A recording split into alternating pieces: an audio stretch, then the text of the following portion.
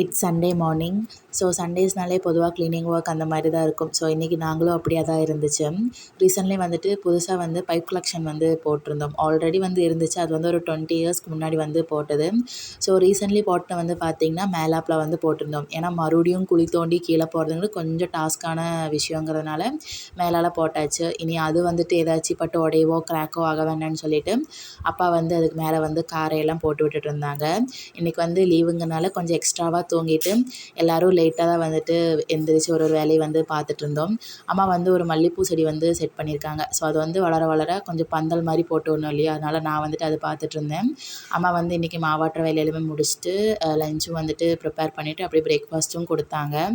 ஆஃப்டர்நூனுக்கு மேலே வந்து பார்த்திங்கன்னா தாத்தா வந்து வந்திருந்தாங்க ஊர்லேருந்து. ஸோ அவர் வந்துட்டு ஒரு 4 மணிங்கும் போது வந்து கிளம்புனாங்க. அப்புறம் அம்மா இன்றைக்கி சிவராத்திரிங்கிறனால பாயசம் வந்து வச்சுருந்தாங்க. எல்லாம் குடிச்சிட்டு அப்படியே டிவி பார்த்துட்ருந்தோம். இன்றைக்கான டே இப்படி தான் இருந்துச்சு. நம்ம நாளைக்கு ஒரு மினி விலாகில் பார்க்கலாம். அது வரைக்கும் பாய் பாய்.